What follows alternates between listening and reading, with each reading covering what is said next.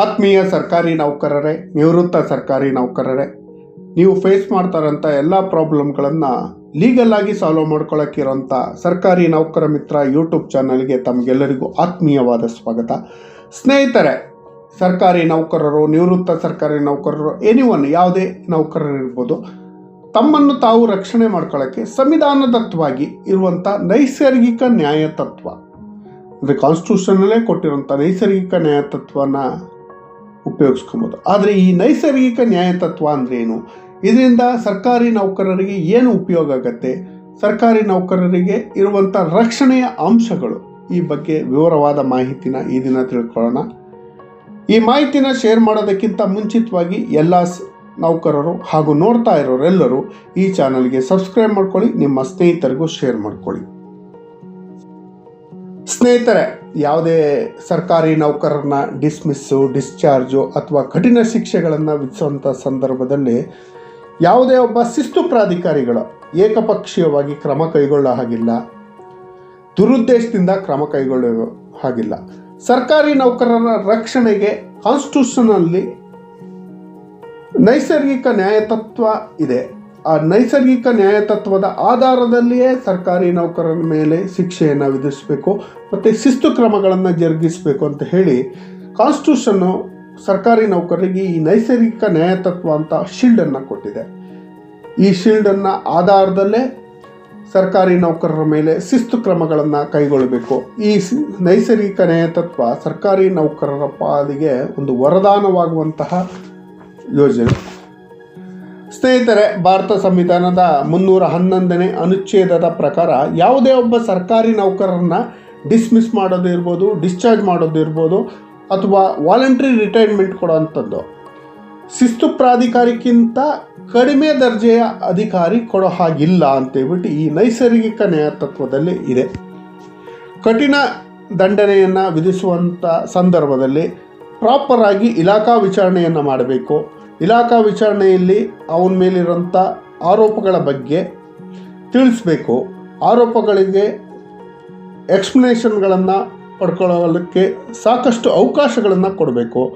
ಆರೋಪಗಳು ಯಾವತ್ತೂ ಸ್ಪಷ್ಟವಾಗಿರಬೇಕು, ಇಲ್ಲದಿದ್ದರೆ ತನ್ನನ್ನು ತಾನು ರಕ್ಷಣೆ ಮಾಡ್ಕೊಳ್ಳೋಕ್ಕೆ ಆಗೋದಿಲ್ಲ, ಸ್ಪಷ್ಟವಾಗಿರಬೇಕು ಅಂತ ಈ ನೈಸರ್ಗಿಕ ನ್ಯಾಯತತ್ವದಲ್ಲಿದೆ. ಅದೇ ರೀತಿ ಶಿಸ್ತು ಪ್ರಾಧಿಕಾರಿಗಳು ಸಾಕ್ಷಿಗಳನ್ನು ಈ ಸರ್ಕಾರಿ ನೌಕರ ಏನಿರ್ತಾರಲ್ಲ ಅವರ ಸಮಕ್ಷಮದಲ್ಲಿಯೇ ಪರೀಕ್ಷಿಸಬೇಕು. ಶಿಸ್ತು ಪ್ರಾಧಿಕಾರಿ ಸಾಕ್ಷಿಗಳನ್ನ ಪಾಟಿ ಸವಾಲು ಮಾಡಲು ಏನು ಸರ್ಕಾರಿ ನೌಕರನಿಗೆ ಒಂದು ಅವಕಾಶವನ್ನು ಮಾಡಿಕೊಡ್ಬೇಕು. ಸರ್ಕಾರಿ ನೌಕರ ತನ್ನ ಪರವಾಗಿ ಯಾವುದಾದ್ರು ಸಾಕ್ಷಿಗಳಿದ್ದರೆ ಅದನ್ನು ತಂದು ಹಾಜರುಪಡಿಸೋಕ್ಕೆ ಅವಕಾಶ ಮಾಡಿಕೊಡ್ಬೇಕು, ಅಥವಾ ತನ್ನದೇ ಆದ ಹೇಳಿಕೆ ನೀಡಲು ಅವಕಾಶ ನೀಡಬೇಕು. ವಿಚಾರಣಾ ವರದಿಯನ್ನು ವಿಚಾರಣಾಧಿಕಾರಿಗಳು ತೆಗೆದುಕೊಳ್ಳುವಂಥ ನಿರ್ಧಾರಕ್ಕೆ ಸಕಾರಣವನ್ನು ನೀಡಬೇಕು. ಯಾವುದೇ ಸಕಾರಣ ಇಲ್ಲದೇ ಯಾವುದೇ ಆರೋಪಗಳನ್ನು ಪ್ರೂವ್ ಅಂತ ಬರೆಯೋ ಹಾಗಿಲ್ಲ. ವಿಚಾರಣಾ ವರದಿಯನ್ನು ಲಗತ್ತಿಸಿ ಆರೋಪಿತನಿಗೆ ಏನು ಫಸ್ಟು ವಿಚಾರಣೆಯಲ್ಲಿ ಪ್ರೂವ್ ಆಗಿದೆ ಅಂತ ಹೇಳುತ್ತೆ, ಏನು ಆರೋಪಿತ ಸರ್ಕಾರಿ ನೌಕರ ಇರ್ತಾನೆ ಆತನಿಗೆ ಏನು ಡಿ ಆಫೀಸರ್ ಕೊಟ್ಟಂಥ ರಿಪೋರ್ಟನ್ನು ಒಂದು ಕಾಪಿಯನ್ನು ಹಾಕಿಬಿಟ್ಟು ಎರಡನೇ ನೋಟಿಸ್ ಕೊಡಬೇಕು. 311 ನೋಟಿಸ್ ಅಂತ ಹೇಳ್ತೀವಿ, ಎರಡನೇ ನೋಟಿಸ್ ಕೊಡಬೇಕು. ಅದೇ ರೀತಿ ಯಾವುದಾದ್ರೂ ದಾಖಲಾತಿಗಳನ್ನು ನೋಡಬೇಕು ಅಂದರೆ ಅದನ್ನು ತೋರಿಸ್ಬೇಕು.